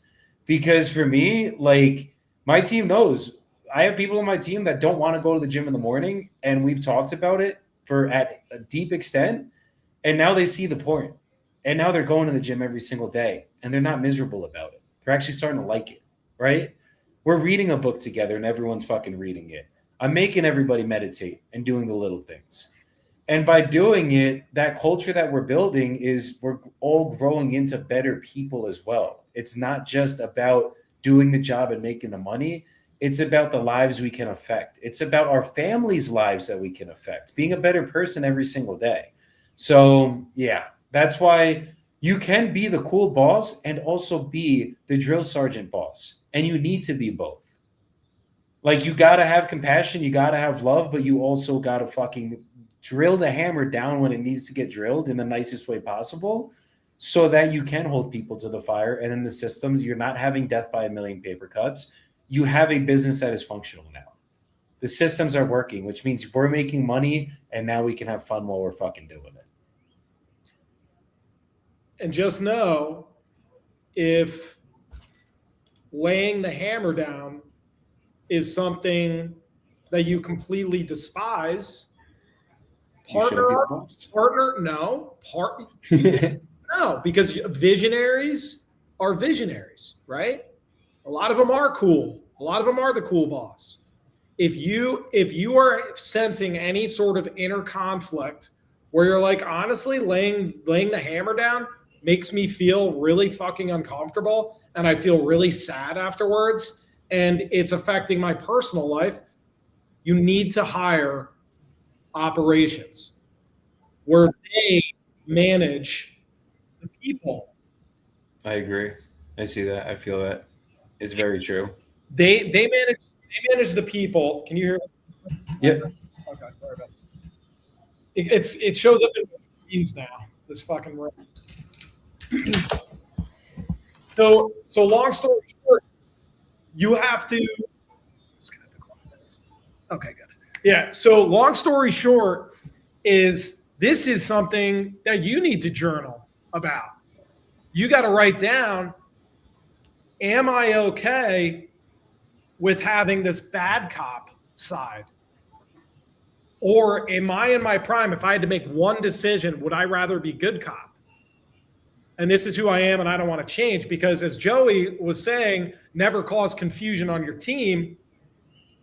Actually, right there, he's contradicting himself, because, I want to be the good cop. And the bad cop. Why do visionaries hire operators? Because the visionary is the good cop and the operator is the bad cop. The operator is there up everybody's asses saying, guys, we need to hit this. Guys, if you don't hit these numbers, you don't hit your personal goals.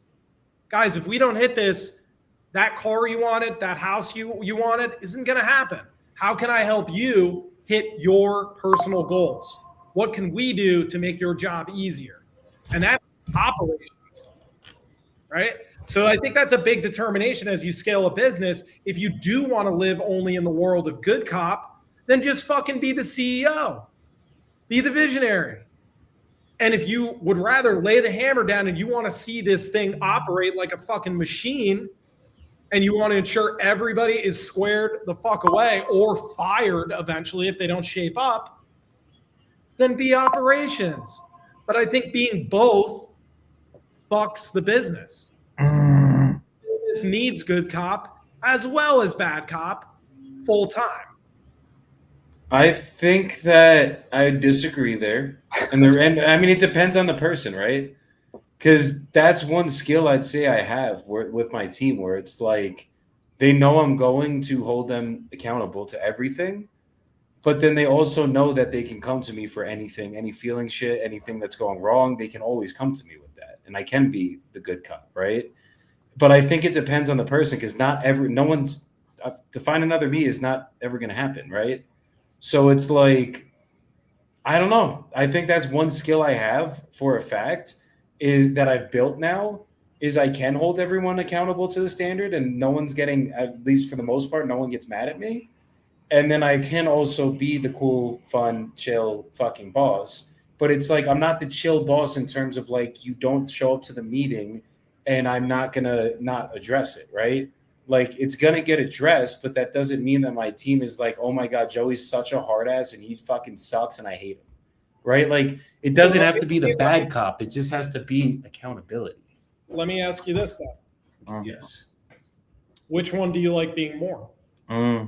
Which one resonates with your soul more? Scolding people and chewing them out and telling them everything they've done wrong? But why does it have to be scolding and chewing them out? That's my thing. I'm just saying, it's like, well, people do not like criticism. Let's face it. Yeah. They don't. But it needs to be said. It's just, how can we maneuver our language to caress them and guide them into the right direction without fucking completely obliterating their ego? That's really hard to do, right? That's an art in of itself to do full time. So let me ask. I'd say I'm getting good at. Okay, that's good. So out of the two, which one do you like doing better? Do you like the vision and steering the ship towards the vision and guiding? The vision for a fact, and that's why I hired an operator, but I'm still going to always hold them to the fire, if that makes sense. Like, I do have an operator, right? We have that in the business now. And he does the same shit. He holds everyone accountable. If someone's not in the Discord with the camera on, he calls them out in the group chat and says, where the fuck are you guys, right? But I'd say it is one thing that I've gotten very good at over the years now. And that's one thing that people love about being my boy, like that. Like, me and Jordan are very close now, and fucking same with you, Ross, obviously. I hold everyone to the fucking fire, right? Like, that's also just part of my personality. I'm just going to tell you what I'm thinking. I'm not going to hold anything back. If I'm going to be fully me, right? And that's kind of how I lead at this point, is like, I don't fucking hold a single thing back in any aspect. I'm going to correct something I see as wrong, like, for a fact. But I am also obviously a fucking visionary, like, true and true, as you guys know the way my fucking brain works. So let me ask you this. Can someone be a visionary and an integrated person all in the same place? That, not saying that they should be in that business, right? You need an operator and you need a CEO, especially the bigger scale you get, right? But can the CEO also hold people accountable and be step into that role occasionally if they see things that need to get fixed? I think, can they? 100,000%. I think Should they? every person has the potential and the ability to wear both hats. And I think in the beginning of a lot of entrepreneurs' journey, you might have to. You might have to be the good cop and the bad cop. I think that's where I'm at in my journey. But I've not been propositioned with that question before, Ross. For me, it was an instantaneous answer. I'm the visionary, 100,000%. I will admit it fully. It is difficult for me to put on the bad cop hat. Joey and I have talked about this in a lot of different situations and scenarios. I really gotta get myself into that fucking mindset and that headspace in order to have those conversations. Not that it's impossible. It does not come as naturally to me as being full visionary at the front of the ship, at the wheel. I'm steering from the helm. I'm just looking forward. I can't turn around and pay attention to make sure that the crew is hoisting the sails and doing everything that needs to go on back there. I could turn around and shout back at the crew. Shout out to Luffy. This is a pirate analogy. I love it. But right. But I would much rather just be Luffy and look forward and lead us to the fucking clouds in the sky.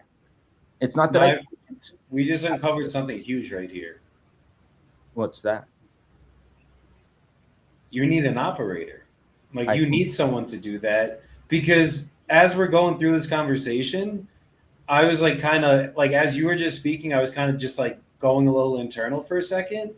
And the truth is, Ross, I used to hate this part. Bro, I was the biggest pushover when I first got into business. I was so bad at this shit because I'm a yellow personality. Yellows are not good at fucking doing shit like this, having the hard conversations, right? Yep. But as part of my growth curve of being in business for so long and failing through it, I've had to force myself to be the one that holds everybody accountable and holds everyone to the fire. And I have developed the skill where I'm pretty fucking good at it now because I had to be. There is no option in business sometimes. I was talking to Danny about this last night. And he was saying where he was the visionary, but also the operator, right? Or the integrator, not even the operator, right? And it's funny because that's why I think I need an operator as well. I think that's why I am a fucking visionary, just like Jordan is. That is where we fucking lead to. I'm the one with the sword that's we're fucking going into the fire, guys. We're doing a new challenge. We're doing this. And I do need someone behind me. I tell Santi every day, brother, you got to have the fucking broom in your hands at all time. My brain's going to tell us things that need to get done. And you better be sweeping that motherfucker behind me and making sure it does get done, because I can't hold everyone at all moments of the day accountable because I need to focus on fucking being the visionary. So I fuck with this. So that's awesome. That's awesome. And I'm glad we're coming to a lot of these realizations because, yes, part of our growth journey, especially if we are more visionaries, I'm more visionary, right, than integrator. But I've been forced into being an integrator as well. And that's formulated in the background a lot of really good integration skills.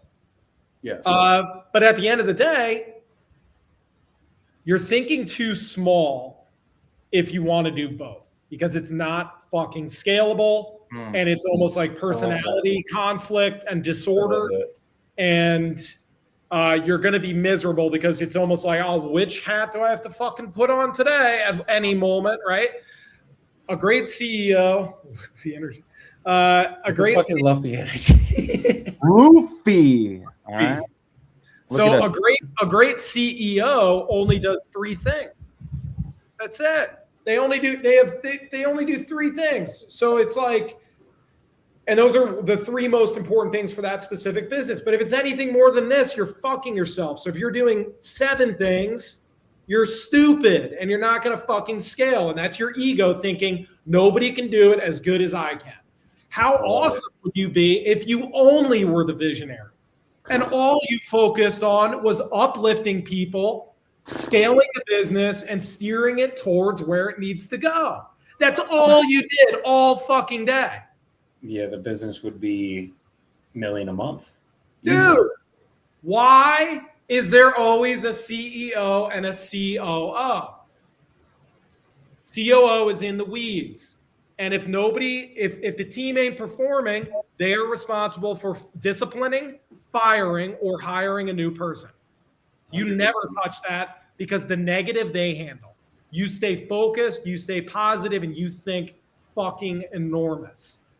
That's it. That's all you do. Slim down the responsibilities and hyper focus on the few. That's what causes businesses to fucking explode. Fuck, I love it. that's fire. Listen, question. What are the 3 things to see? I'm taking a note on that. Yeah, what are the 3 things, Ross? Curious now. It's I gotta go back to the drawing board. It's essentially is the business, it's the vision, is the business steering towards the vision?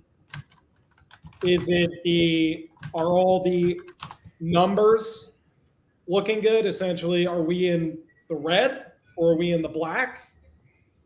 And then are all this, I think it's like, are the systems and processes being followed? Or is everything systemized or something like that? So it's checking in with the operator. But essentially, it has something to do with obviously the vision is number one. Is that being adhered to? Culture. Choosing the business model and deciding what markets to enter / exit, plus set priorities when everything feels urgent. Yeah, it's so the vision and the culture, your marketing, and then it's just kind of like you got to look back at like the numbers, like where are we at and where is this thing going? But yeah, like you should not be doing 12 things. You should never look at that, and you really shouldn't ever really be disciplining people either. That's not your fucking job. That's the operators. They are the ones that lay the hammer. You are the one that people like. Therefore, allowing you to be the laid back boss. Not laid back in the slang sense, just in the sense that, yeah, I mean, that just feels naturally right in my heart as I think about how I am as a person and what I align with. I actually did this exercise through Rob Dial's book, Level Up. I wrote down all the things that I'm good at. It was the Japanese term ikigai, which means what is your true purpose, right? So I went down and there was like 5 different things, 5 circles you draw, and in the center, everything that overlaps there is your purpose. Mine was teaching, coaching, motivating, and inspiring. I mean, I did that exercise, honestly, those were the 4 things for me. And so disciplining, holding people accountable, yada, all of that was it wasn't in my ikigai, right? That's not my purpose. So I think what Joey said earlier, like, when can I be at my best 100%, let's call it 120% Jordan, is when I'm at the helm of the ship, leading us forth into the unknown seas in front of us. That's it. I mean, that's it. You break it down. You have to, doing one thing fucking gloriously is hard enough. And doing 3 things, that's already biting off a little bit more than most people can chew. And that's why they get fired as a CEO or they close their business. Yeah. So trying to do 7 or 10 things. Imagine us when we started, we did everything. No, but like everything needs to be funneled down. What are all my responsibilities? What can it be funneled down to where the select few that matter the most align with my heart, soul, and my purpose, why I'm here? So all 3 of us are fucking visionaries. So we need integrators. We need integrators. Holla. Which means, Jordan, what's your next hire, papi? Integrator. Finding someone that can run operations, brother.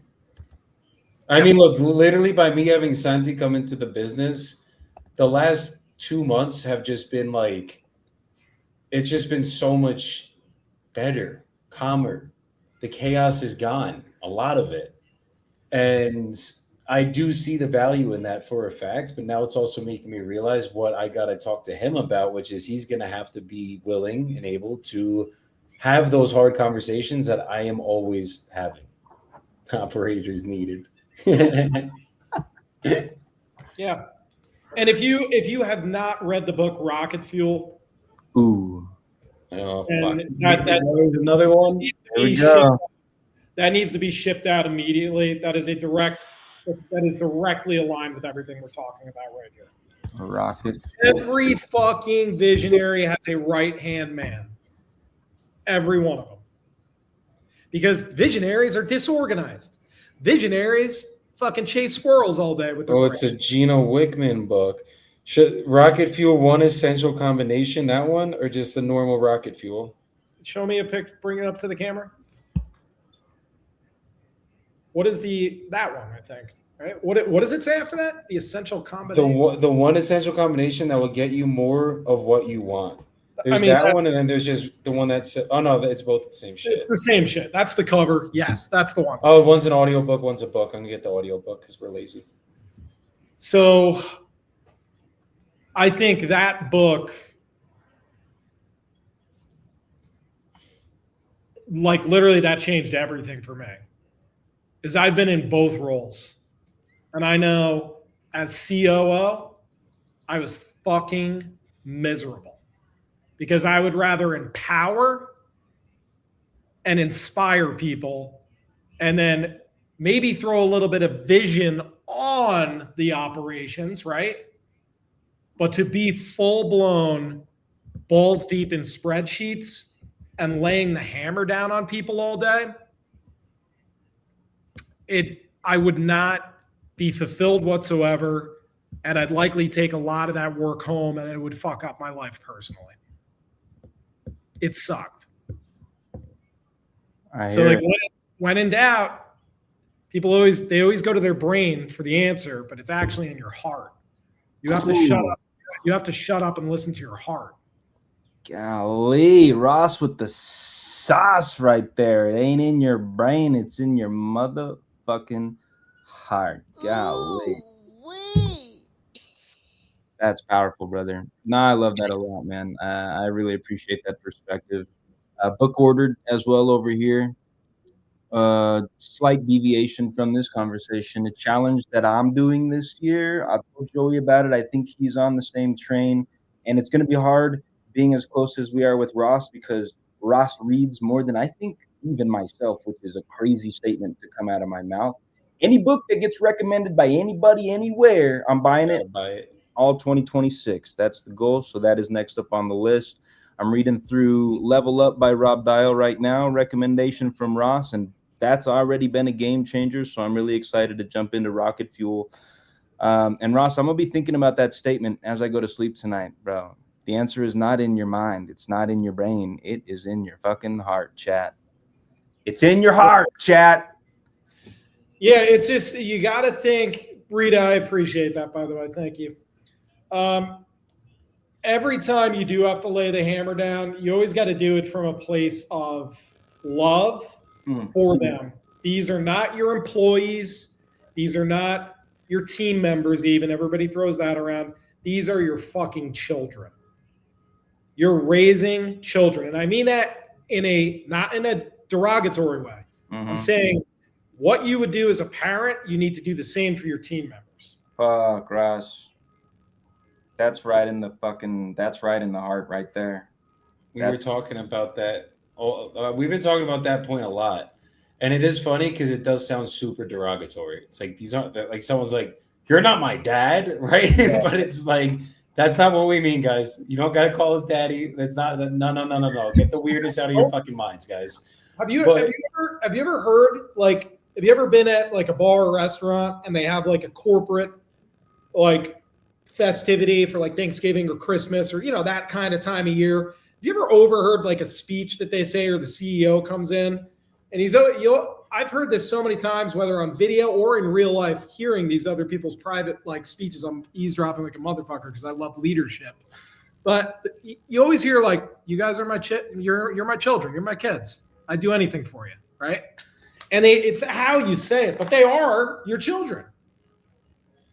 Like they really are. 100%. No, that's So great. when you lay the hammer down and you actually get really good at delivering bad news and helping these people see through the current dip to look at the big picture and get their head out of it, out of the negativity, like people are going to start respecting you way more than you were ever the cool laid back guy that didn't pour into them. 100%. You know? 100%. Yep. No, that's fire, bro. Jordan's taking a back, guys. That's just near and dear to my heart, man. There's nothing more important to me than family, being a good husband, being a good father. And so when you say you're like my kids, people want to get defensive, and it's not like that. Like I'm not actually your father. But what is meant by that, right? When I hear that from my perspective, is I'm going to care about you like I do my children. I'm going to hold you accountable like I do my children, because I see your potential in the same way I can see it in my children, and I am invested in your success as equally as much as I am with my children. That's it. I love that. And it's basically an unsaid promise. I know exactly what you want,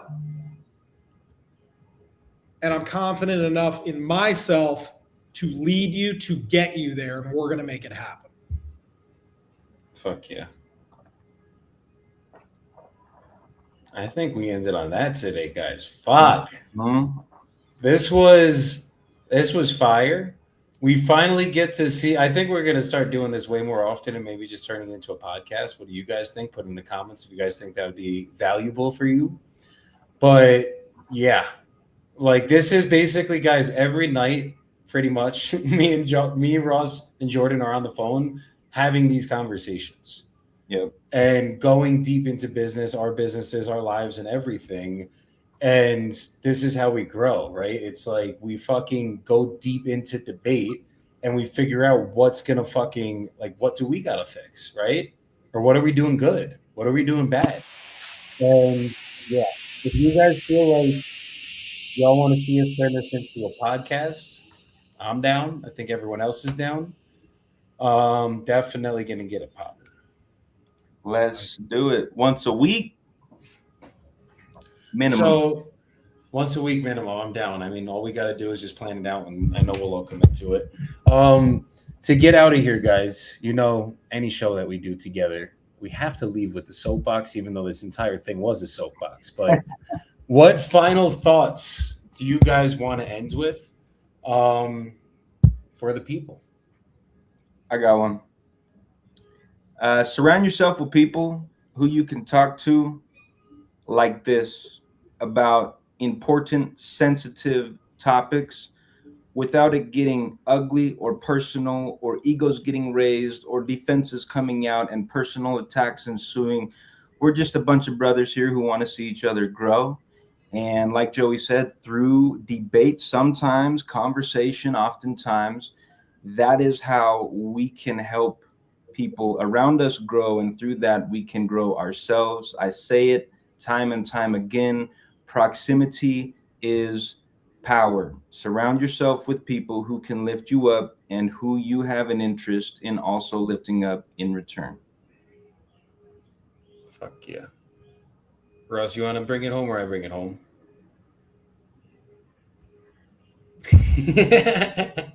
All right, it's my turn, guys. So you guys got to be willing to get into debate, and you have to be willing to hear other perspectives. Because through me and Jordan having a disagreement on one thing with sales, I guarantee you from this conversation, Jordan's going to become a better leader from this. I'm going to become a better leader from this. And we're going to fucking lead some beautiful teams and change a lot of people's lives. So you guys got to be willing to drop your ego and just fucking listen sometimes. Because Jordan had great points. I had great points. Obviously, we won. but just fucking around. But at the end of the day, guys, like the most important thing of this is when you have two different perspectives, you're going to fucking hear different thoughts on things, and then you guys decide where you want to go run with after this, because that's what's going to make you successful. If everything was always just one way and that's all you ever heard and we can never debate anything, then how the fuck would we grow?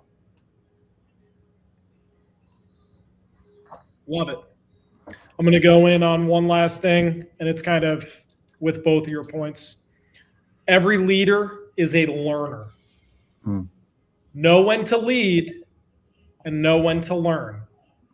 If you are molding society, future leaders, know when to shut the fuck up and let them lead in the room so you can learn, because leaders are learners.